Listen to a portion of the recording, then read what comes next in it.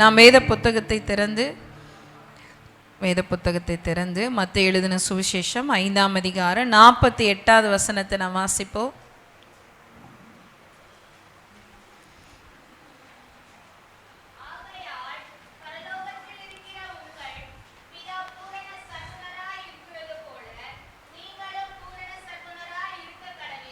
இன்னொருவர்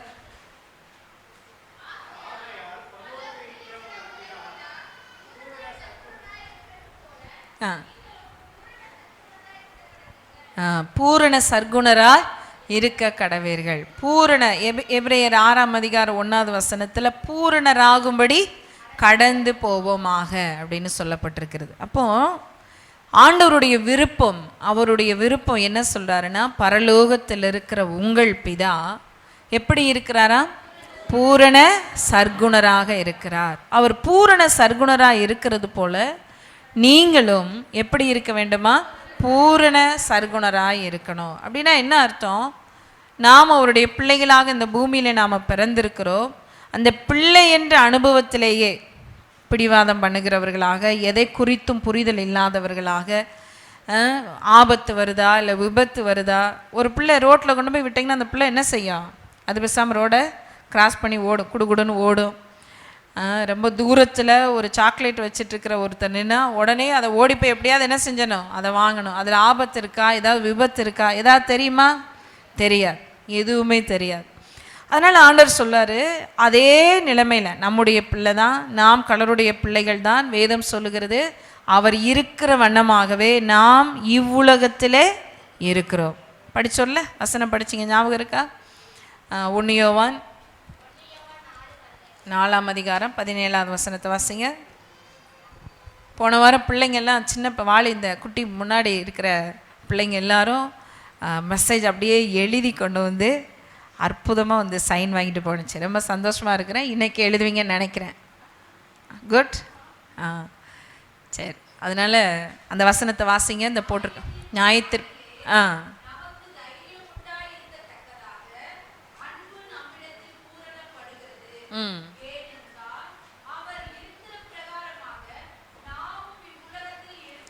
அவர் இருக்கிற பிரகாரமாக நாமும் இவ்வுலகத்தில் இருக்கிறோம். அல்லேலூயா. யோவான் இந்த வார்த்தை எழுதும் பொழுது அவர் இந்த உலகத்தில் இருக்கும் பொழுது தான் சொல்கிறாரு, அவர் எப்படி இருக்கிறாரோ அவர் இருக்கிற வண்ணமாக நாம் இந்த உலகத்தில் குழந்தையாக பிள்ளையாக நாம் பிறந்திருக்கிறோம். ஆனால் பிறந்த ஒவ்வொருவரும் அதே நிலையில் இருக்காதபடி எதை நோக்கி வளர வேண்டுமென்றால், நமக்கு முன்பதாக கிறிஸ்து என்கிற ஒருவர் பூரண புருஷராக இந்த உலகத்திலே அவர் பிறந்து வளர்ந்து ஊழியம் செய்து தன்னுடைய சுபாவங்கள் எல்லாவற்றிலேயும் தன்னை முழுவதுமாக ஒரு பரிபூர்ணம் உள்ளவராக, குற்றமற்றவராக, கை நீட்டி குற்றம் சாட்டப்படாதவராக இவ்வுலகத்திலே வாழ்ந்து வெற்றி சிறந்தவரை நமக்கு முன்பதாக ஒரு முன்மாதிரியாக ஆண்டவர் வைத்திருக்கிறார். அல்லேலூயா. ஆகவே அவருடைய நிறைவான வளர்ச்சிக்கு தக்கதாக நாம் பூரண புருஷராக வேண்டும் என்பதுதான் தேவனுடைய விருப்பம்.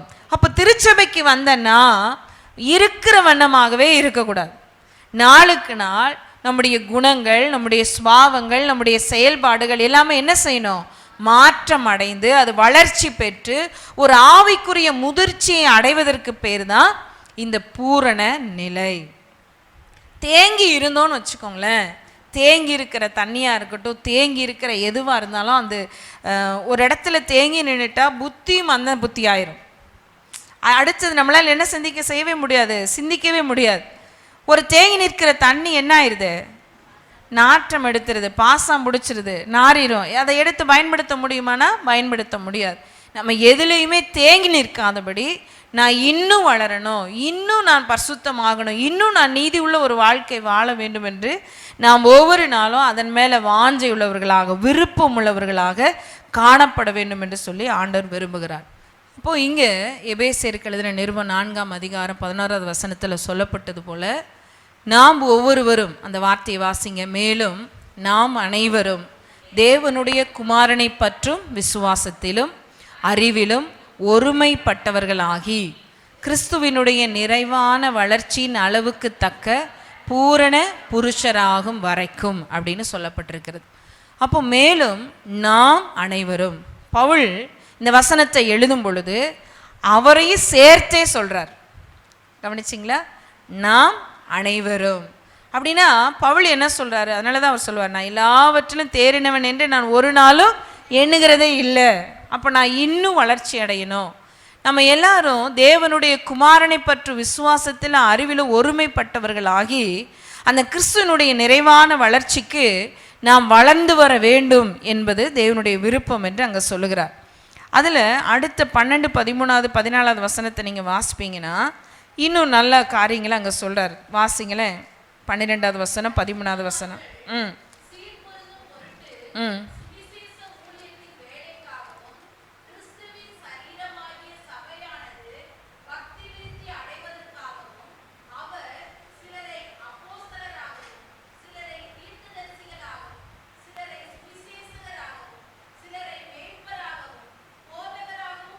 ஏற்படுத்தினார். போன வாரம் நான் உங்கள்ட்ட ஒரு கேஸ், எதுக்கு நம்ம சபைக்கு வர்றோம்?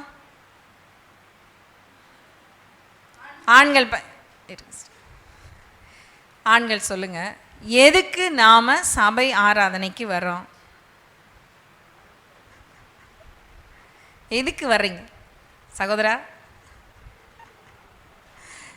எதுக்கு நாம சபை ஆராதனைக்கு வர்றோம்? கர்த்தரை தேடி வரோம். அதான் ஏன் தேடி வரோம்? அவர் நம்மளை படைத்தவர். Very good, super, very good, நல்லது. அவர் நம்மளை படைத்தவர், அவரை நம்ம தேடி வரோம், நல்லது. இன்னும் தெரிஞ்சது எல்லாமே சொல்லுங்க.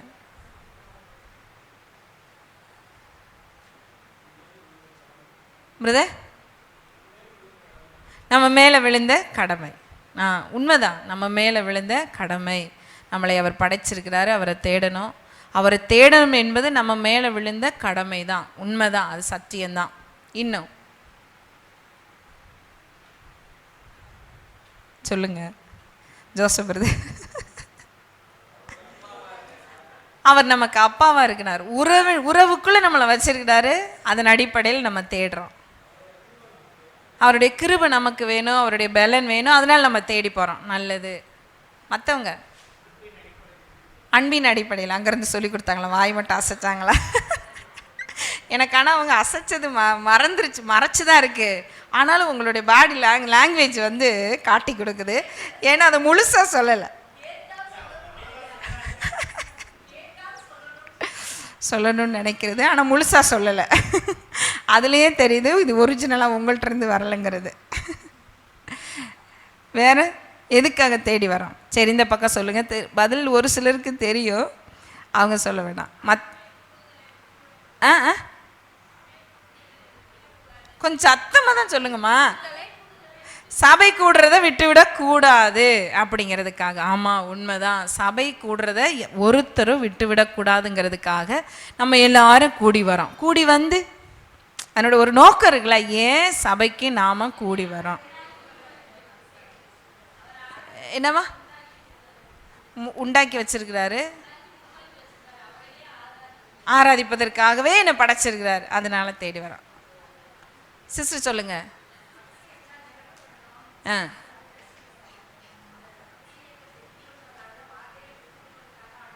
அபிஷேகத்தை பெற்றுக்கொள்வதற்காக, வார்த்தையை பெற்றுக்கொள்றதுக்காக நம்ம ஆராதனைக்கு வரணும்.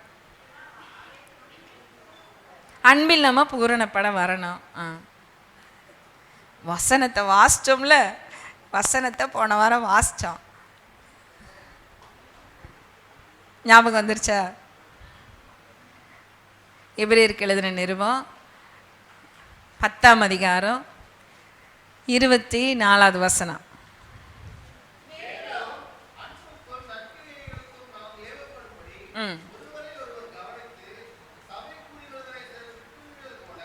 போதும் சாம். திரும்ப அந்த வசனத்தை வாசிங்க. மேலே ஃபஸ்ட்டு, மேலும் அன்புக்கும் நற்கிரைகளுக்கும் நாம் ஏவப்படும்படி.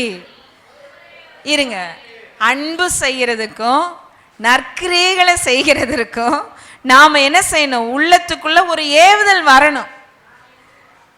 அல்லேலூயா. இல்லைன்னு வச்சுக்கோங்களேன், அன்புனா என்னங்கிறதே தெரியாமல் போயிருக்கோம், நல்ல செயல்கள்னா என்னன்னே தெரியாமல் போயிடும்.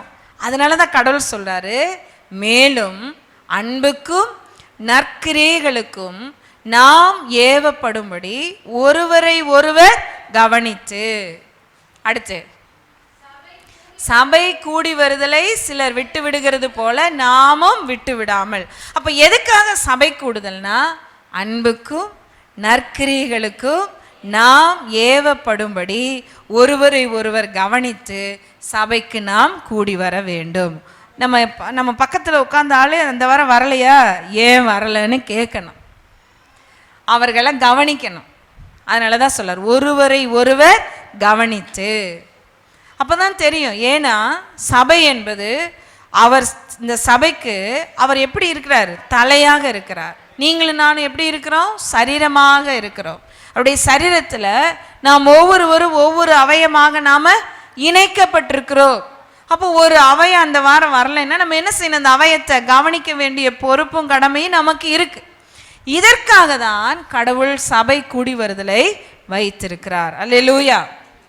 சரி, அடுத்து இப்போ ஒரு கொஸ்டின் கேட்டேன். என்ன கொஸ்டின் கேட்டேன்?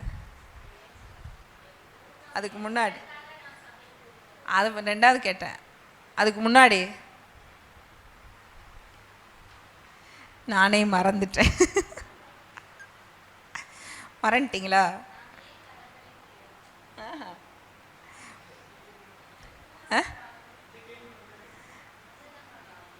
இல்லை, அதுக்கு முன்னாடி ஒன்று சொல்லிட்டு போன வாரம் நம்ம ஒன்று சொன்னேன்னு சொன்னேன். சரி, கரெக்டாக வந்துட்டு இப்போ வரேன். இங்கே நம்ம வாசித்த இந்த வேத பகுதியில் பரிசுத்தவான்கள் சீர் பொருந்தும் பொருட்டு சுவிசேஷ ஊழியத்தின் வேலைக்காகவும் கிறிஸ்துவின் சரீரமாகிய சபையானது பக்தி விருத்தி அடைவதற்காகவும் அவர் சிலரை அப்போஸ்தலராகவும் சிலரை தீர்க்கதரிசிகளாகவும் சிலரை சுவிசேஷகராகவும் சிலரை மேய்ப்பராகவும் போதகராகவும் ஏற்படுத்தி இருக்கிறார். அப்போ சபையில் ஒருவர் போதிக்க ஒரு அப்போஸ்தல ஊழியத்தை, ஒரு தீர்க்க தரிசன ஊழியத்தை, சுவிசேஷ ஊழியத்தை, மேய்ப்பர் போதகர் ஊழியத்தை ஆண்டவர் ஏற்படுத்தி வச்சிருக்கிறார். எதற்கு ஏற்படுத்தி வச்சார்?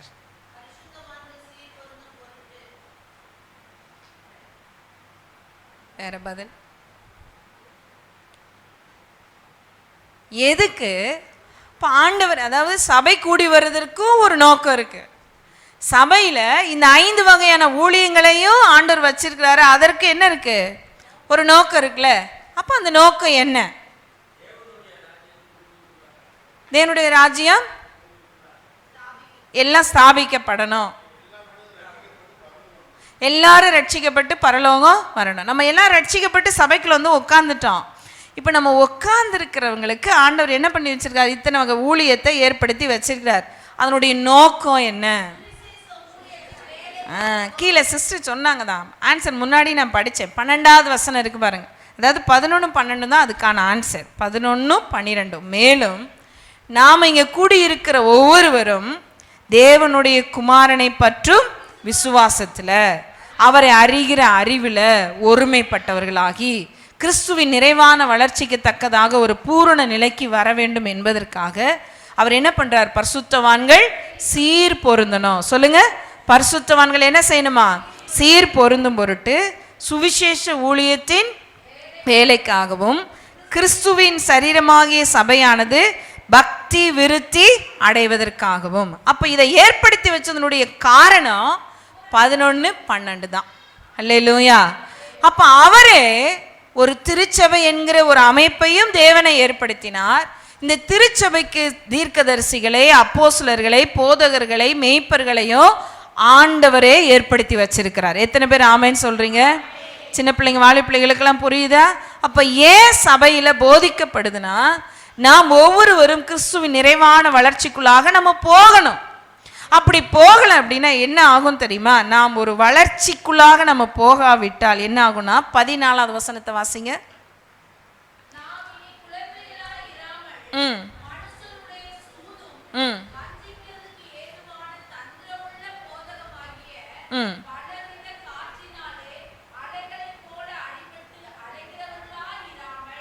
அதாவது எல்லா பிள்ளைங்கள என்ன கவனி, வாலி பிள்ளைங்களா, இங்க சொல்லுது, நாம் இனி குழந்தைகளாய் இராமல் மனுஷருடைய சூதும் வஞ்சிக்கிறதுக்கு ஏதுவான தந்திரமுள்ள போதகம். அப்ப இந்த உலகத்துல நம்மளை வஞ்சிப்பதற்காகவே மனுஷருடைய சூதும் வஞ்சிக்கிறதுக்கு ஏதுவான தந்திரமுள்ள போதகம் எல்லா இடத்துலையும் இருக்கு. அல்லேலூயா. நீதிமொழிகள் 1ஆம் அதிகாரத்தில் நீங்க வாசிச்சீங்கன்னா, நீதிமொழிகள் 1ஆம் அதிகாரம்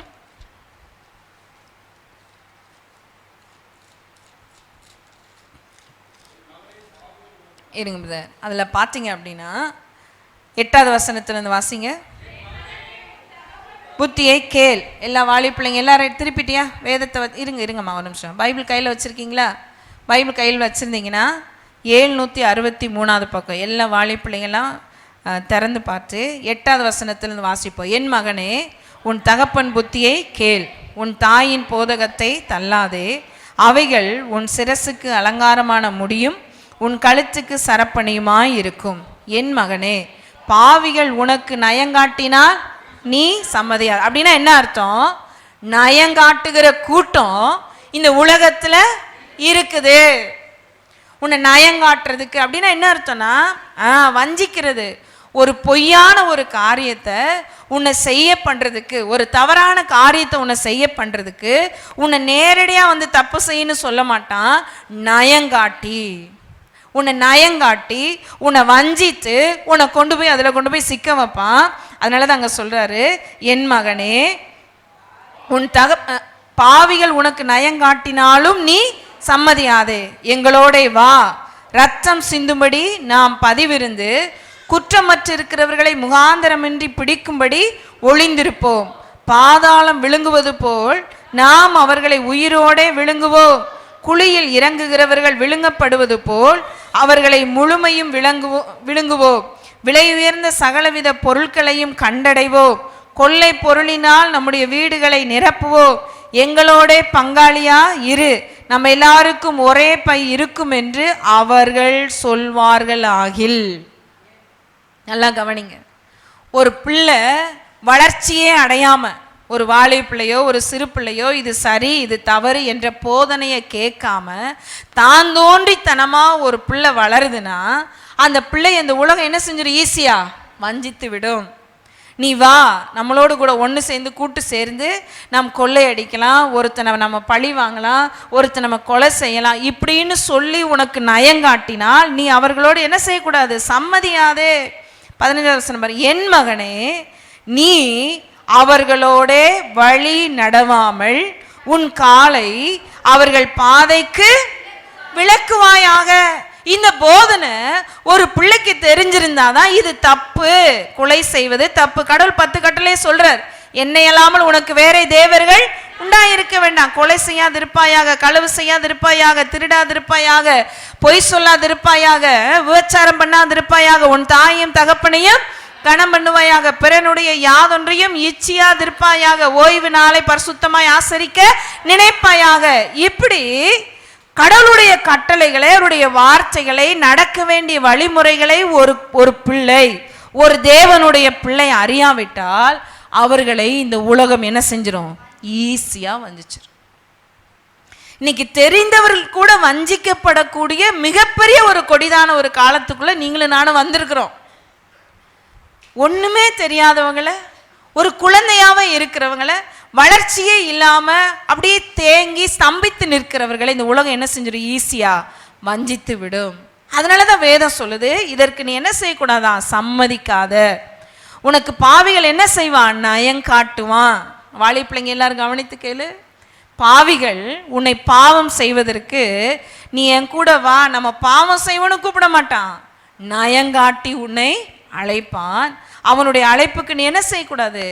செவி சாய்க்காத. என் மகனே, என் மகனே, என் மகனேன்னு இந்த நீதிமொழிகள் புத்தகத்தில் எத்தனை தடவை வருது நீங்கள் கவுண்ட் பண்ணி படிச்சு பாருங்க. ஒரு நாளைக்கு 31, ஒரு மாதத்துக்கு 31 நாட்கள், 31 நாளில் ஒரு நாளில் ஒரு அதிகாரம் வாசிங்க. இப்படி ஒவ்வொரு மாதமும் வாசிச்சிங்கன்னு வச்சுக்கோங்களேன், அப்படி ஞானமும் அறிவும் புத்தியும் அப்படி உள்ள அப்படியே ஆள் கடல் போல உள்ள போய் தேங்கிரும். அல்லேலூயா. அதனால கடவுள் சொல்றாரு, நீ அவனுங்களுக்கு நயங்காட்டாத, அவர்களுடைய வழியில நீ நடக்காத, அவருடைய கால்களை, உன் கால்களை அவருடைய பாதைக்கு நீ என்ன செஞ்சிரு? விளக்கிரு அப்படின்னு சொல்றார். இதே இதுதான் இந்த எபேசியருக்கு எழுதின நிருபத்தில் சொல்லும்போது சொல்றாரு, நாம் குழந்தைகளாவே இருந்தா நாம் வளர்ச்சி அடையாத ஒரு குழந்தைகளை போலவே இருந்தா இந்த நிலை என்ன ஆகும்னா, மனுஷருடைய சூதும் வஞ்சிக்கிறதுக்கு ஏதுமான தந்திரமுள்ள போதனைகள் நம்மளை ஒரு காற்று எப்படி அப்படியே அலை போல அப்படியே அடிக்கிறதோ அதுபோல் இந்த போதனைகளும் நம்மளை என்ன செய்யும், அடித்து நம்மளை அலக்களிக்க பண்ணும். அதற்கு நாம் இடம் கொடுக்காம இருக்கணும் அப்படின்னா நாம் என்ன செய்யணும் தெரியுமா? 15 எல்லாரும் சேர்ந்து வாசிப்போம்.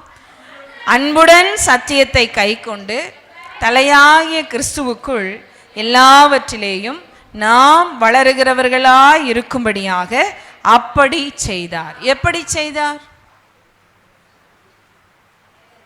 எப்படி செய்தார்? அதிலிருந்து தப்பிக்கிறதுக்காக ஒன்றை செஞ்சாராம். என்ன செஞ்சார்? பொருட்டு, அதாவது எப்படி செய்தாருன்னா, அப்போஸ்தலர்களை, தீர்க்கதரிசிகளை, போதகர்களை, மேய்ப்பர்களை, சுவிசேஷர்களை அவர் ஏற்படுத்தி வைத்திருக்கிறார். அல்லேலூயா. அப்போ ஒரு போதனையை கேட்காத, கடவுளுடைய வார்த்தையை கேட்காத ஆத்மாவுக்குள்ள அது எப்படி இருக்காது? அது உணர்வுள்ளதாக இருக்கவே இருக்காது. அவங்கள ஈஸியாக வஞ்சிச்சிருந்த உலகம். அவங்க ஒரு கிறிஸ்துவின் நிறைவான வளர்ச்சிக்கு வளர முடியுமானா வளர முடியாது. அவங்க கடவுளை அறிகிற அறிவில் வளர முடியுமானா வளர முடியாது. ஒரு சீர் பொருந்துதல் இருக்குமானா இருக்காது. பொருந்தியே வரமாட்டாங்க, வேறுபட்டே இருப்பாங்க. என்ன பேசினாலும் பொருந்துவாங்கன்னு நினச்சி பேசுனீங்கன்னா எதுக்குமே பொருந்த மாட்டாங்க. ஏன்னா செட்டே ஆகாது. அதுதான் சீர் பொருந்துதல்ங்கிறது. அதுதான் செட்டே ஆகாது. போராட்டமான ஒரு வாழ்க்கையாகவும் இருக்கும். ஏன்னா கடவுளுடைய வார்த்தை அவங்களுக்கு இல்லை. சபைங்கிற ஒரு உறவுக்குள்ள அவங்க இல்லை. அன்புக்கும் நற்கிரைகளுக்கும் ஏவப்படணும்னா நம்ம எங்க வரணும்? சபை ஆராதனைக்குள்ள வரணும். ஒரு பூரண புருஷனாக மாற்றப்படணும். நமக்கு முன்பதாக ஒரு கிறிஸ்துவின் நிறைவான வளர்ச்சியை குறித்து போதிக்கிற, கிறிஸ்துவின் நிறைவான வளர்ச்சியை குறித்து போதிக்கிற அப்போஸ்தலர்கள் வேணும், தீர்க்கதரிசிகள் வேணும், சுவிசேஷகர்கள் வேணும், போதகர்கள் வேணும், மேய்ப்பர்கள் வேணும். இவர்களுடைய அமைப்புக்குள்ள ஒரு தேவ பிள்ளை இருந்தா இந்த உலகம் வஞ்சிக்கிறதும் சூது நிறைந்த இந்த உலகத்துக்குள்ள நாம் ஒரு நாளும் சிக்கிக்கொள்ள மாட்டோம். அல்லேலூயா. அப்ப நம்முடைய வளர்ச்சி அன்புடன் சத்தியத்தை கை கொள்ளுகிறவர்களாக. அல்லேலூயா. இந்த வசனத்தை வாசிக்கலாமா? 15. அன்புடன் சத்தியத்தை கை கொண்டு தலையாகிய கிறிஸ்துவுக்குள், அல்லேலூயா, தலையாகிய கிறிஸ்துவுக்குள் எல்லாவற்றிலேயும் நாம் வளருகிறவர்களாய் இருக்கும்படிக்காக அப்படி செய்தார். அப்ப எல்லாவற்றிலும் நாம வளர்ந்து ஒரு தேர்ச்சி பெற்ற ஒரு நிலைக்குள்ள வரணும் என்பதற்காகவே ஒரு சபை ஆராதனை, அந்த சபைக்கு மேய்ப்பர்களை, போதகர்களை, அப்போஸ்தலர்களை ஆண்டவர் ஏற்படுத்தி வைத்திருக்கிறார். இந்த வாலி பிள்ளைகளுக்கு, புதிதாக ரட்சிக்கப்பட்டவர்களுக்கு சொல்ற இந்த அமைப்பு ஒவ்வொருவருக்கும் தேவை. இன்னைக்கு நிறைய பேர் எதுக்கு சபைக்கு போனோம்? ஆன்லைனில் பார்த்துக்கிறோன்னெல்லாம் ஒரு கூட்டம் பார்த்துட்டு இருக்கு. எதுக்கு சர்ச்சுக்கு போனோம்? இஷ்டப்படி தேடலாம், இஷ்டப்படி போதவர்களை தெரிந்து கொள்ளலாம், தனக்கு இஷ்டமானவர்களை தெரிந்து கொள்ளலான்னு சொல்லி இந்த கடைசி நாட்கள் அப்படியெல்லாம் இந்த பலவிதமான சூது வஞ்சகம் நிறைந்த போதனைகள் இன்னைக்கு பெருகி கொண்டு இருக்கின்ற இந்த நாட்களில் நாம் கிறிஸ்துவின் நிறைவான வளர்ச்சிக்கு தக்க ஒரு சரியான வகையிலே நாம் வளர்ச்சி அடைய ஆண்டவர் நமக்கு இந்த ஊழியத்தை ஆண்டவர் ஏற்படுத்தி வச்சிருக்கிறார். அல்லேலூயா, அல்லேலூயா. ஆகவே நாம் வளர்ச்சி அடைய வேண்டும். அடுத்த வசனத்தை வாசிங்க. அவராலே சரீரம் முழுவதும் அதற்கு உதவியாய் இருக்கிற சகல கணுக்களினாலும் இசைவாய் கூட்டி இணைக்கப்பட்டு ஒவ்வொரு அவயமும் தன் தன் அளவுக்கு தக்கதாய் கிரியை செய்கிறபடியே அது அன்பினாலே தனக்கு பக்தி விருத்தி உண்டாகிறதற்கு ஏதுவான உண்டாக்குகிறது. சரீர வளர்ச்சியை அது என்ன செய்தான்? உண்டாக்குறது. எது? போதனை, கிறிஸ்துவை குறித்த அறிவு, அவருடைய ஞானம், நம்ம கடவுள் மேல வைத்திருக்கிற விசுவாசம் நம்மளை வளர்ச்சி அடைய செய்கிறது. அல்லேலூயா, அல்லேலூயா. ஆகவே ஒரு பூரண நிலைக்குள்ளாக நாம் கடந்து போக வேண்டும் என்பது தேவனுடைய விருப்பம். இதில் ஏதாவது உங்களுக்கு சந்தேகம் இருக்கா? தேங்கின நிலையில நாம் என்ன செய்யக்கூடாது? ஒரு நாளும் இருக்கவே கூடாது. ஆகவே நாம் எல்லாரும் அவருடைய கிறிஸ்துவினுடைய வளர்ச்சிக்குள்ளாக நாம் வளர்ந்து கொண்டே இருக்க வேண்டும் என்பதுதான் தேவனுடைய விருப்பமாக இருக்கிறது. ஆகவே அதை நோக்கி நாம் பிரயாணப்பட வேண்டும். விசுவாசத்தை துவக்கினவரும் முடிக்கிறவருமாக, அதாவது பூரணப்படுத்துகிறவருமாய் இருக்கக்கூடிய அவரை நோக்கி பார்த்து நமக்கு நியமித்திருக்கிற இந்த ஓட்டத்தில் பொறுமையோடு நாம் ஓடக்கூட. ஒரு சரணத்தை பாடிட்டு நாம் அடுத்த பகுதிக்குள்ளாக போடும். ஓடுகிறேன், நான் ஓடுகிறேன், என் இயேசுவுக்காய் நான் ஓடுகிறேன். பாடுங்க நல்லா, வாய்களை திறந்து. ஓடுகிறேன், என் இயேசுவுக்காய் நான் ஓடுகிறேன். எத்தனைதான் இடர்கள் வந்தாலும் விசுவாசத்திலே நிலைத்திருப்பேன். உங்க சத்தம் சொல்லுங்க.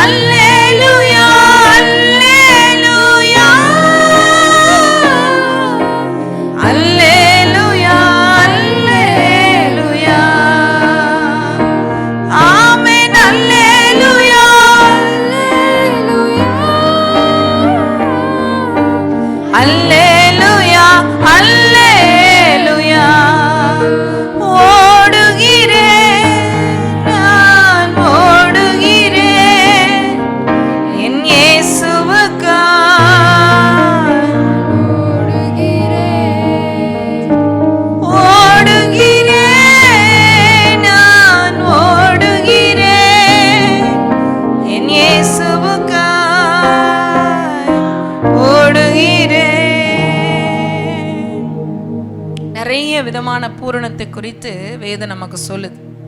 அதில் ஒன்றை நம்ம இன்னைக்கு தியானிக்க போகிறோம். வாசிக்கலாம். கொலோசியருக்கு எழுதின நிருபம் 4ஆம் அதிகாரம் 12வது வசனத்தை வாசிப்போம்.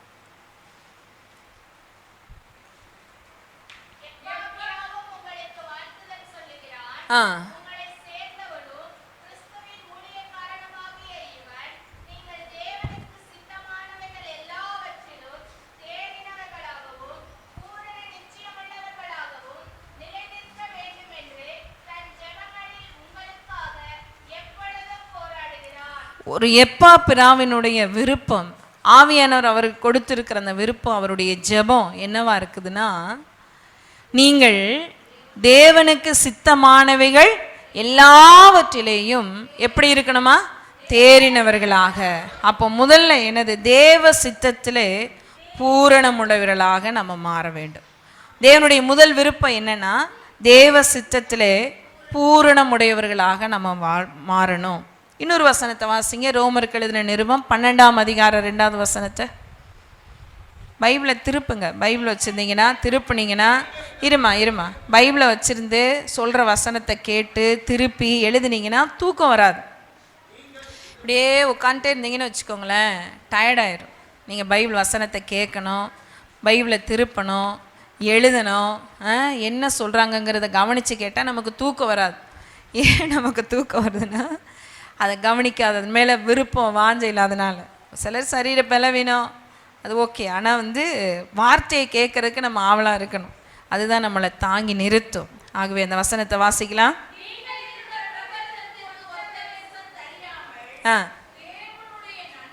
நன்மையும் பிரியமும்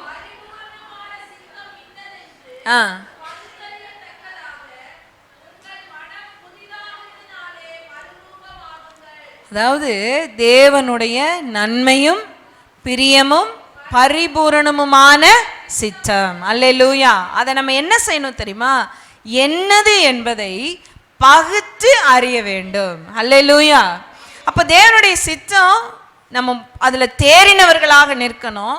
அப்ப தேவனுடைய சித்தம்னா என்ன என்பதை நாம் பகுத்து அறிய வேண்டும். இயேசு கிறிஸ்து இந்த உலகத்துல வாழ்ந்தப்போ யோவான் எழுதின சுவிசேஷம் 4ஆம் அதிகாரம் 34வது வசனத்துல சீஷர்களிடத்துல வந்து சொல்றாரு.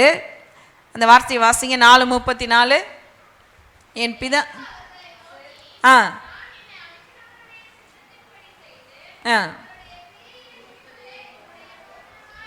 ஒரு ஆகாரத்தை குறித்து அங்க பேசிட்டு இருக்கும் பொழுது சோறு இல்லையே அப்படின்னு சொல்றாங்க. இந்த சாப்பிட்றதுக்கு எதுவுமே இல்லையே அப்படின்னு சீஷர்கள் சொல்லும்போது இயேசு சொல்றாரு, எனக்கு போஜனம் எது தெரியுமா, எனக்கு உணவு எது தெரியுமா, என்னை அனுப்பினவருடைய சித்தத்தின்படி செய்து அவருடைய கிரியையை முடிப்பதே என்னுடைய போஜனம், என்னுடைய ஆகாரம், என்னுடைய உணவு. எதுனா என்னை அனுப்பினவருடைய சித்தத்தை. சித்தம்னா என்ன அர்த்தம்? தேவனுடைய விருப்பம்.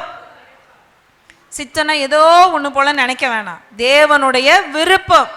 அந்த தேவனுடைய விருப்பம் என்ன என்பதை அறிந்து அதை செய்து முடித்து அவருடைய கிரியைகளை முடிப்பதே என்னுடைய போஜனமா இருக்கு, சாப்பாடா இருக்குங்கிறார். அல்லேலூயா. அப்ப நம்ம ஒவ்வொருவருக்கும் இந்த உலகத்துல பிறந்ததற்கு ஒரு முக்கியமான நோக்கம் இருக்கு. சித்தம் சொல்லும் பொழுது பார்த்தீங்க அப்படின்னா பொதுவான நோக்கம், தனிப்பட்ட நோக்கம் இருக்கு. பொதுவான நோக்கம் இருக்கு. நம்ம எல்லாரும் அதை செய்யணும், எல்லாருமே செய்யணும். இது எனக்கு வேணாம், இதை நான் செய்யலை, இது எனக்கு அந்நிய காரியமாக இருக்குனால சொல்ல முடியாது. ஒரு கிறிஸ்துவ பிள்ளைகளாக பிறந்த ஒவ்வொருவரும் செய்யக்கூடிய பொதுவான நோக்கம் என்ன அப்படிங்கிறத வாசிக்கலாம். 1 கொரிந்தியர் 10:31 வாசிங்க.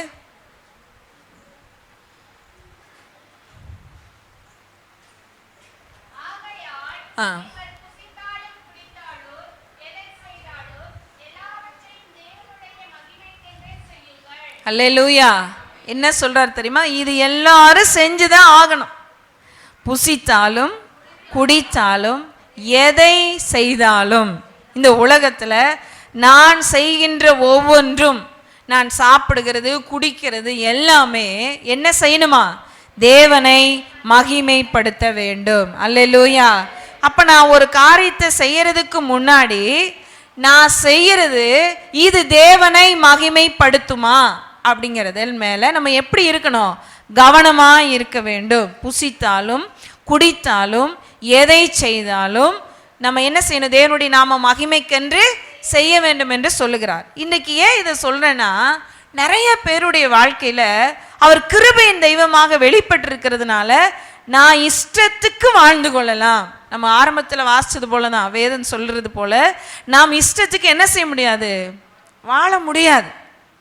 நமக்கென்று ஆண்டவர் நம்மை ஒரு ராஜ்யத்துக்குள்ள கொண்டு வந்து வச்சு இந்த ராஜ்யத்துக்கு தலைவராக அவர் இருந்து இந்த ராஜ்யத்தில் நடத்தக்கூடிய நல்ல கிருபைகளை, வார்த்தைகளை கடவுள் நமக்கு தந்திருக்கிறார்.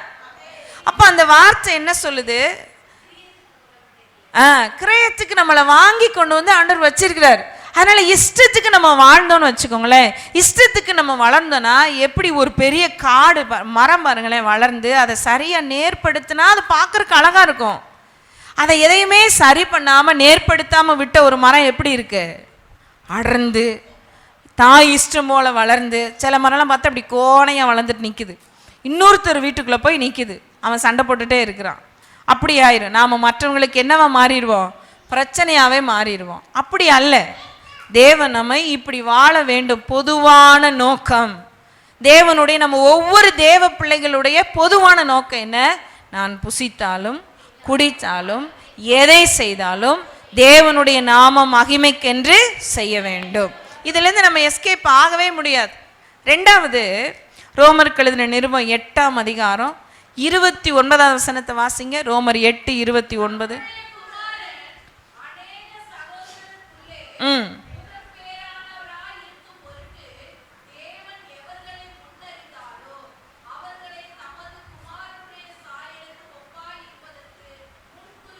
முன் குறித்திருக்கிறார். எல்லாரும் சேர்ந்து வாசிங்க. ஆண்கள்ல எல்லாரும், சின்ன பிள்ளைங்க. பெனியேல் அமைதியா உட்காரு.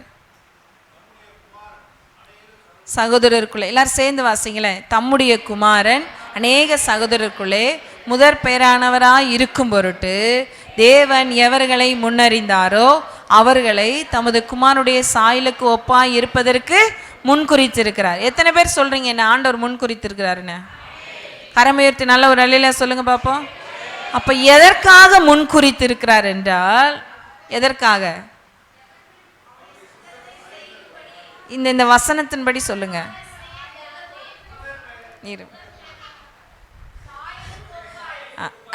Very good, very good. அப்படி நம்ம கேள்வி கேட்டு அந்த அதே பகுதியில் எதற்கு என்ன முன்குறிச்சிருக்கிறீங்க அப்படின்னா தான் ஆன்சர் என்ன இருக்குன்னா, தமது குமாரனுடைய சாயலுக்கு ஒப்பாய் இருப்பதற்கு. அல்லேலூயா. அப்போ உங்களை என்னையும் ஆண்டவர் முன்குறித்து அழைத்ததனுடைய நோக்கம் என்னன்னா, குமாரனுடைய சாயல், கிறிஸ்துவின் நிறைவான வளர்ச்சி. அல்லேலூயா. கிறிஸ்து இல்லாம நம்ம எங்கிட்டுமே என்ன செய்யவே முடியாது, திரும்பவே முடியாது. அதனாலதான் சொல்றாரு, நானே வழியும் சத்தியமும் ஜீவனுமாய் இருக்கிறேன். அல்லேலூயா. எனக்கு வழி, சத்தியம், ஜீவன் எல்லாம் அவர் தான். அப்ப நம்மள ஆண்டவர் தெரிந்து கொண்டதனுடைய நோக்கம், பொதுவான நோக்கம் என்ன? நாம் ஒவ்வொருவரும் குமாரனுடைய சாயலாக இருக்க வேண்டும். ஆமென். மாற வேண்டும், குமாரனுடைய சாயலை வெளிப்படுத்த வேண்டும் என்பதற்காகவே ஆண்டவர் நம் ஒவ்வொருவரையும் முன்குறித்திருக்கிறார். அடுத்து மூன்றாவது பார்த்தீங்கன்னா, மத்தேயு எழுதின சுவிசேஷம் 22ஆம் அதிகாரம் 37, 38, 39 வாசிங்க.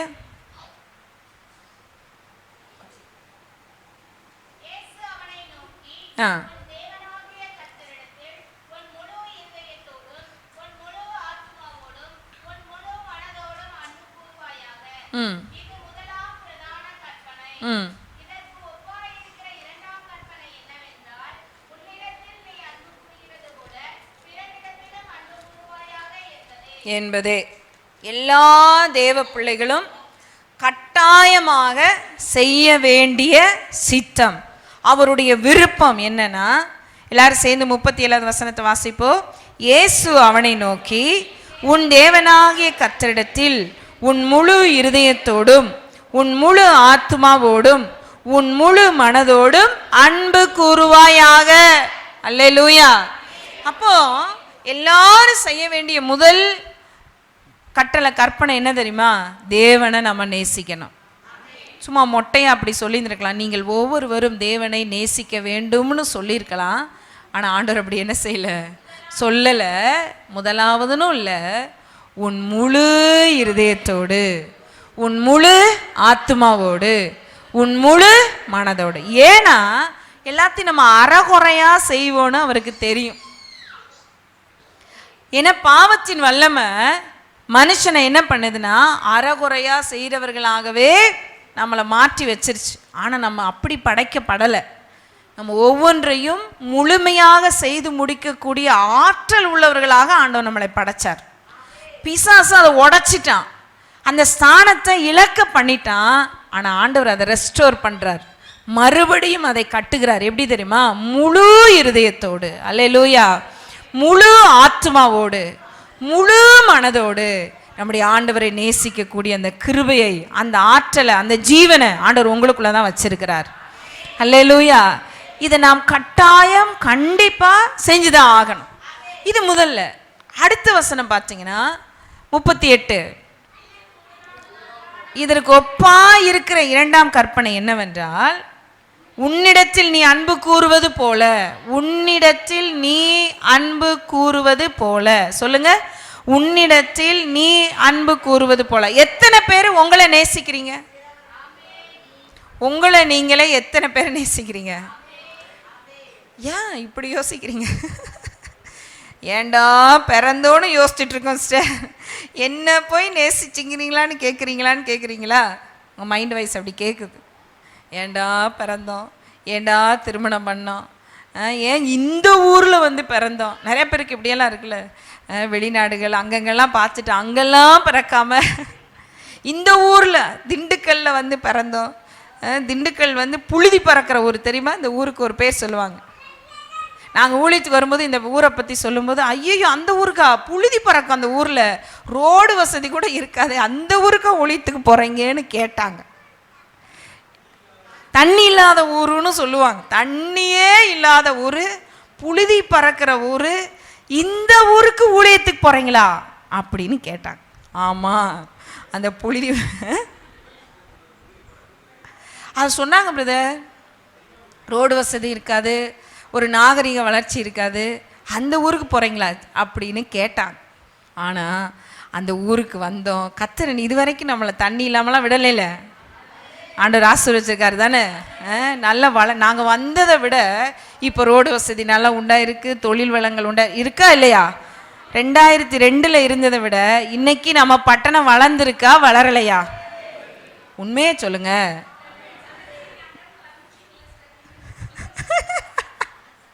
வளர்ந்துருக்குன்னு நான் சொல்றேன். சொந்த ஊர்ல பிறந்து வளர்ந்தவங்க உங்களுக்கு தெரியுமா இல்லையா? ஆனால்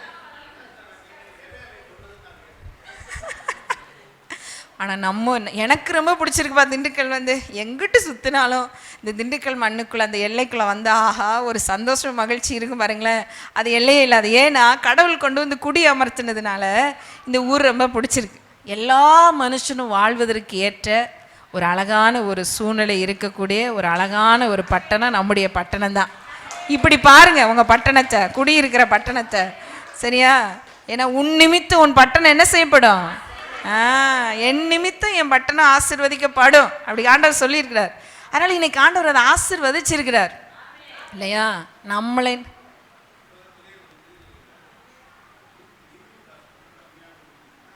திண்டுக்கல் தான் உலகத்தில். அது மாதிரி முக்கணிகள் விளையக்கூடிய ஒரு இடம் தெரியுமா? விவசாயத்தில் கொஞ்சம் கவனம் செலுத்தி அதை அதிகமாக வளர்ச்சி பெற செய்து அதை சேர்த்து வச்சு ஏற்றுமதி செய்யக்கூடிய அந்த காரியத்தெல்லாம் கொஞ்சம் முன்னெடுத்தாங்கன்னா முக்கணிகளும் விளைகிற ஒரு பெரிய பொருளாதாரத்தில் ஆசீர்வாதம் உள்ள ஒரு பட்டணமாக நம்முடைய பட்டணம் மாறும். சிறுமலை எடுத்தால் வாழைப்பழம் பாருங்களேன்.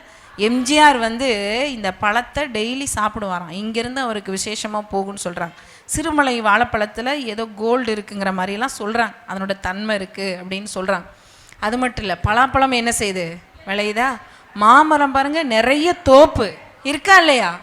அப்போ பாருங்களேன் முக்கணிகள். அப்போ நம்ம இனிமேல் ஜெபிக்கணும், ஆண்டவரை இந்த முக்கணிகளும் அஸ்திபாரமாக கொண்டு இது வளர்ந்து இது விருத்தி அடைந்து விவசாய நிலங்கள் ஆசீர்வதிக்கப்படணும்ப்பான்னு சொல்லி ஜெபம் பண்ணுங்க. இஸ்ரவேல் தேசத்தில் ஒன்றுமே இல்லாமல் போனாங்க. இன்னைக்கு கடவுள் அவர்களை ஆசீர்வதிச்சு அந்த பழத்தெல்லாம் சேமித்து வச்சு அப்படியே எல்லா ஊருக்கும் இன்னைக்கு அவங்க கொண்டு போய் கொடுக்குற அளவில் இன்னைக்கு கடவுள் ஆசீர்வதிச்சிருக்கிறாரு. நம்ம பட்டணத்தையும் அப்படி தொழில் வளங்களை என்ன செய்வார்? ஆசீர்வதிக்க முடியும். பலாப்பழம் அழுகுனா கீழே போட்டுறோம். நிறைய பலாப்பழம் விளைஞ்சுன்னா அதை எப்படி பக்குவப்படுத்தி அடுத்து அதை சேவ் பண்ணி பண்ணணுங்கிற அந்த ஞானம் நம்முடைய பட்டணத்தில் இருக்கிறவங்களுக்கு ஆண்டவர் தரணும். ஆமாம் தானே? நிறைய ஊரில் அதெல்லாம் செய்கிறாங்க. பலாப்பழத்தில் பவுடரு அந்த இதெல்லாம் செய்கிறாங்க. அதை இன்னொன்று பாருங்கள், திண்டுக்கல்ல அடையாளம் திண்டுக்கல் திராட்சை பழம் பாருங்கள் எவ்வளோ தொழில் வளம் இருக்குது பாருங்களேன். அப்போ இந்த மண்ணு மேலே இது வளர முடியாதபடி நிறைய கட்டு இருக்குது. அப்போ இதுக்காக நம்ம ஜெபிச்சோன்னா இதற்காக முயற்சிகள் நீங்கள் கூட உங்கள் பிஸ்னஸில் இதை ஒரு பகுதியை எடுத்துக்கோங்க. எப்படி செய்யலாங்கிறத யோசிங்க. கடவுள் வருங்காலங்களில் நீங்கள் அப்படி ஒரு பிஸ்னஸ் செய்கிறவர்களாக கர்த்தர் உங்களை ஒருவரை மாற்றுவாராக. அல்லேலூயா. அதனால் இவ்வளவு ஆசீர்வாதம் நிறைந்த ஒரு பட்டணத்தை அன்னைக்கு சொன்னாங்க. புழுதி பறக்கிற ஊரியா, தண்ணி இல்லாத ஊர். நாங்கள் 2002 வந்தோம். 2005 பார்த்தா ஒரு பெரிய மழை வெள்ளம் வந்துச்சு. ஞாபகம் இருக்கா? 2005 ஜெயலலிதா ஆட்சியில் பெரிய வெள்ளம் திண்டுக்கல் நடுவில் மட்டும் தண்ணி இல்லை, சுற்றியும் தண்ணி சூழ்ந்திருந்து நிறைய வெள்ளம்லாம் வந்துருச்சு. அந்த அளவுக்கு பூமியை குளிர பண்ணி நிலத்தடி நீரை பெருக வச்ச ஒரு அற்புத தெய்வம் நம்மளோடு கூட இருக்கிறார்.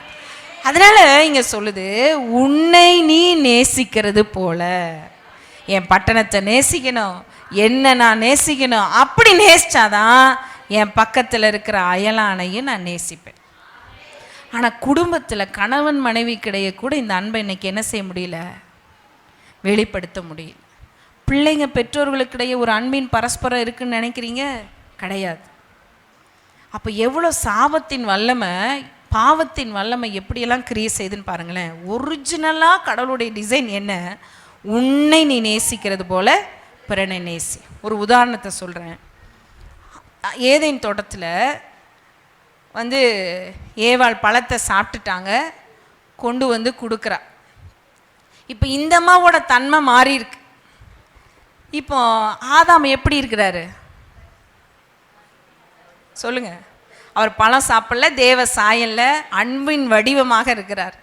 இப்போ அவர் இந்த பழத்தை வேண்டான்னு சொல்லலை. ஏன் தெரியுமா?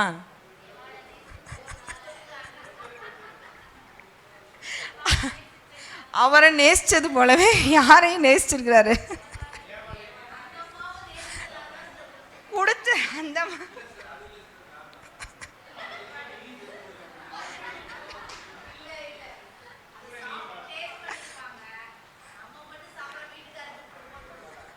விளைவை தெரியல ஏவாளுக்கு, ஆனால் சுவை ஏதோ அறிஞ்சிருக்கு, கம்முன்னு வந்து கொடுக்குது. இப்போ இந்த ஐயா வந்து இப்போ தேவசாயில இருந்ததுனால கொடுத்தது அவர் என்ன பண்ணிட்டார் அப்படியே. ஏன்னா உன்னை நீ நேசிக்கிறது போல பிறன்னு சொல்றதுக்கு அங்கே மனைவியை தவிர வேற யாருமே இல்லை. வேற யாராவது ஆப்ஷன் இருந்திருந்தா கூட அன்பு வேற எங்கேயாவது போயிருக்கோம், பிள்ளை அந்த மாதிரி இருந்திருந்தா. இப்போ வேற ஆப்ஷனே இல்லை. தன்னை போலவே சிருஷ்டிக்கப்பட்ட ஒரே ஒரு உருவம் இப்போ யார் தான் இருக்கா? மனைவி. அப்படி இருந்துதான் இன்னைக்கு எப்படி இருந்திருக்கோம்? அன்பு அப்படி சிதறிக்கவே அப்படி முழுசா இருந்திருக்குல்ல. ஆனால் அது தேவ சித்தல். அந்த அன்பு அப்படி பரிமாற்றப்படணுங்கிறது தான் தேவனுடைய விருப்பம். அந்த அன்பின் வடிவமாக இருந்ததுனால நீ எதை கொடுத்தாலும் நான் என்ன பண்ணுறேன்ப்பா, வாங்கி சாப்பிட்றேன், அது மதுரமாக தான் இருக்கும்னு நம்பி என்ன செஞ்சிட்டாரு, சாப்பிட்டுட்டார். இப்போ சாப்பிட்ட பிறகு இப்போ இவருக்கு தன்னெல்லாம் புரிஞ்சிருச்சு. இப்போ ஆண்டவர் வந்து கேட்குறார், உன் மனைவியின் பேச்சை கேட்டு இந்த பழத்தை என்ன பண்ணிட்ட, சாப்பிட்டல. கடவுள் ஆமாம் ஆண்டவரே, இல்லை ஆண்டவரே, ரெண்டே பதில் தான் சொல்லியிருக்கணும், ஒன்று எஸ் இல்லைன்னா நோ. பதில் என்ன தெரியுமா சொல்கிறாரு? முன்னாடி தேவ சாயல இருந்தப்போ மனைவி மேலே அவ்வளோ அன்பு, அவ்வளோ நேசம், ஏன்னா தேவனுடைய சாயல்.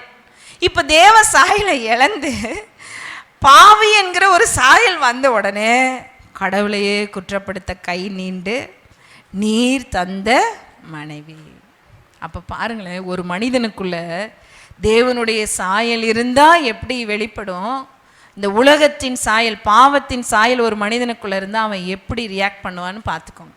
அதனால தான் வேதம் சொல்லுது, அந்நியனோடு நீங்கள் என்ன செய்யக்கூடாது, திருமண வாழ்க்கையில் பிள்ளைங்க அந்நிய நுகத்தில் ஒரு நாள் என்ன செய்யக்கூடாது, பிணைப்பட. ஏன்னா உன்னை மாதிரி அவன் யோசிக்க மாட்டான். இந்த இந்த ஏதேன் தோட்டத்தில் நடந்த இந்த சம்பவமே பெரிய உதாரணம். ஒரு கொஞ்ச நேரத்துக்கு முன்னாடி மனைவி கொடுத்ததை வாங்கி சாப்பிட்ட அதே ஆதாம் பாவத்தின் வல்லமைக்குள்ளே போன பிறகு அவர்களுடைய பேச்சு, அவர்களுடைய செயல்பாடு எப்படி இருக்குது, மாறிடுச்சு. அல்லேலூயா. அதனால தான் ஆண்டவர் சொல்லாரு, அந்நிய நுகத்தில் பிணைப்படாதீங்க. ஆமென். அப்போ தேவ சித்தத்தில் மூன்றாவது அவர் நமக்கு சொல்லக்கூடியது, ஒன்று கடவுளை நேசிக்கணும், இன்னொன்று என்னை நான் நேசிக்கிறது போல பிறனையும் நேசிக்கணும். அல்லேலூயா. இது மூன்றாவது காரியம். இதை நான் செய்ய முடியாதுன்னு என்ன செய்ய முடியாது, தவிர்க்கவே முடியாது, கண்டிப்பாக செஞ்சு தான் ஆகணும். ஏன்னா தேவ சித்தத்தில் நம்ம பூரணமுடையவர்களாக மாறணும்னா தனக்கடுத்த பிறனை நாம் நேசித்து தான் ஆக வேண்டும். ஏனென்றால் ஒரு வசனத்தை வாசிச்சுட்டு நம்ம ஜெபம் பண்ணி முடிக்கலாம், நிறைய இருக்குது, வர நாட்கள் நம்ம தியானிக்கலாம். யோவான் எழுதின சுவிசேஷம்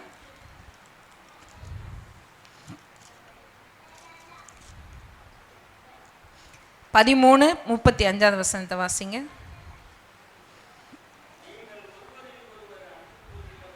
முப்பத்தி 34-35 ரெண்டுமே வாசிங்க பிரதர்.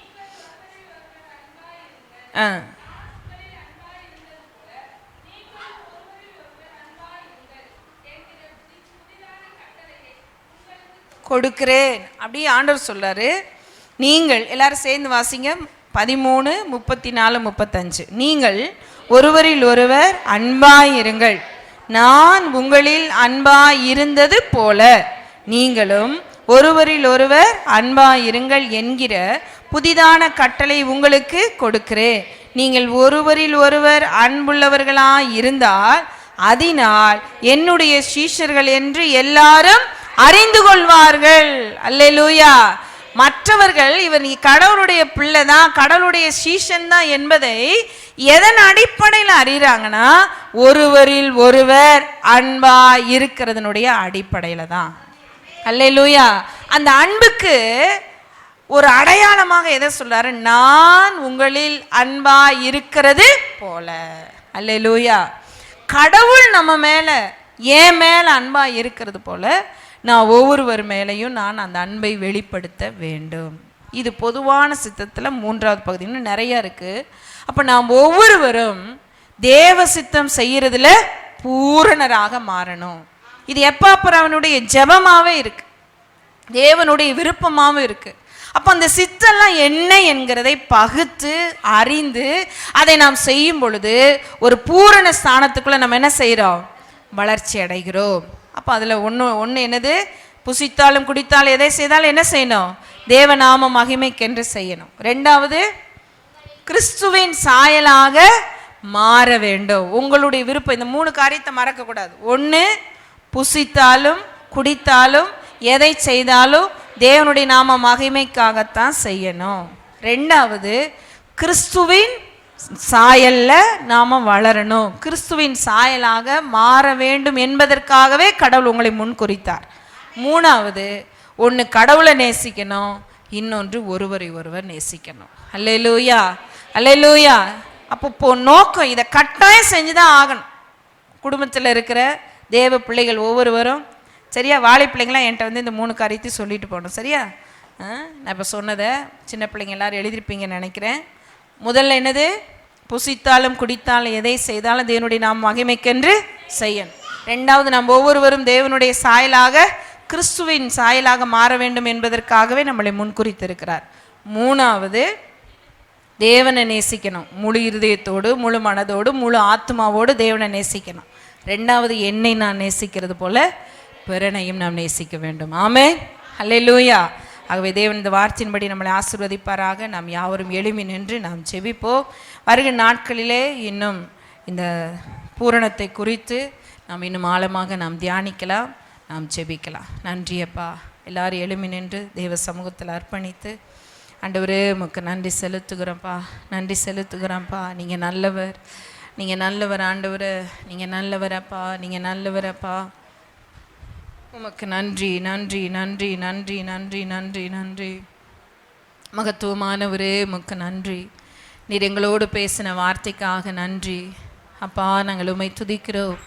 ஒரு நிறைவான வளர்ச்சி, கிறிஸ்துவின் நிறைவான வளர்ச்சி உண்டாவதற்காக ஆண்டவரே அப்போஸ்தலர்களை, தீர்க்கதரிசிகளை, சுவிசேஷகர்களை, போதகர்களை, மேய்ப்பர்களை நீங்கள் ஏற்படுத்தி வச்சிருக்கிறீங்கப்பா. பரிசுத்தவான்கள் சீர்பொருந்தும் பொருட்டு, சுவிசேஷ ஊழியத்தின் வேலைக்காகவும் ஆண்டவரே பக்தி விருத்தி அடைவதற்காகவும் நீங்கள் ஏற்படுத்தி வச்சிருக்கிறீங்க. நாங்கள் ஒரு நாளும் ஆண்டவர் இந்த உலகத்திலிருந்து வரக்கூடிய பொல்லாத போதனைகள், நயங்காட்டுகிற தன்மைகள், எங்களை வஞ்சிக்கிறதுக்கான ஆண்டவர் அநேக காரியங்கள் இந்த உலகத்தில் இருக்குதப்பா. நாங்கள் ஒரு நாள் அந்த வஞ்சகத்தில் ஆண்டவர் நயங்காட்டுதலில் நாங்கள் சிக்கிக்கொள்ளாதபடிக்கு அன்புடன் சத்தியத்தை கை கொள்ளக்கூடிய ஒரு இருதயத்தை எங்களுக்கு தாங்க ஆண்டவரே. இந்த வார்த்தையை நாங்கள் கேட்கிறவர்களாய் மாத்திரமல்ல, அதன்படி செய்யக்கூடிய ஒரு இருதயத்தை எங்களுக்கு தாங்கப்பா. உங்களுக்கு நாங்கள் நன்றி செலுத்துகிறோம். அன்புடன் சத்தியத்தை கை கொள்ள எங்களுக்கு உதவி செய்யுங்க. தலையாகிய கிறிஸ்துவுக்குள் நாங்கள் வளர்ச்சி அடைய எங்களுக்கு உதவி செய்திருளுங்கப்பா. மக்கள் ஒவ்வொருவரை வாழ்த்தி ஆசிர்வதிக்கிறோம். உங்கள் நன்மையும் கிருபையும் தொடர்ந்து நடத்தட்டும் ஆண்டவரே. மக்களுடைய தேவைகள் யாவையும் சந்திக்கப்படுவதாக. போக்குல வரத்தில் நீங்கள் கூட இருந்து நடத்துங்கப்பா.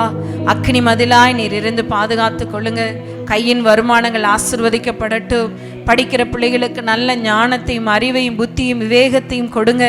பள்ளி கல்லூரிகளிலே செல்லுகின்ற மக்களுக்கு ஆண்டவரே, நான் தேவனுடைய பிள்ளை என்றதான அந்த அடையாளத்தை வெளிப்படுத்துகிறவர்களாக ஆண்டவரே, ஒருவருக்கொருவர் அன்பாய் இருக்கிறதின் வழியாக இவர்கள் கிறிஸ்துவினுடைய சீஷர்கள் என்று அறிந்து கொள்வார்கள் என்ற அந்த வார்த்தையின்படி ஆண்டவரே, ஒருவருக்கொருவர் நேசிக்கக்கூடிய அந்த கிருபையை ஆண்டவரே நீங்கள் உதவி செய்திட வேண்டும்படியாக ஜெபிக்கிறோம். நீங்கள் நடத்துங்கப்பா. வருகிற ஞாயிற்றுக்கிழமை நடக்கிற இந்த திருவிருந்து பந்தயங்களுக்கு ஆசீர்வதித்து கொடுங்க. அநேக மக்களை கொண்டு வாங்க, புதிய புதிய ஆத்துமாக்களை கொண்டு வாங்கப்பா. மீண்டும் ஒரு விசை சாராளுக்காக, குடும்பத்தாருக்காக ஜெபிக்கிறோம். சமாதானத்தை தந்து நீங்கள் நடத்துங்க. இரட்சகர் இயேசு கிறிஸ்துவின் நாமத்தில் ஜெபிக்கிறோம் எங்கள் ஜீவனுள்ள நல்ல பிதாவே.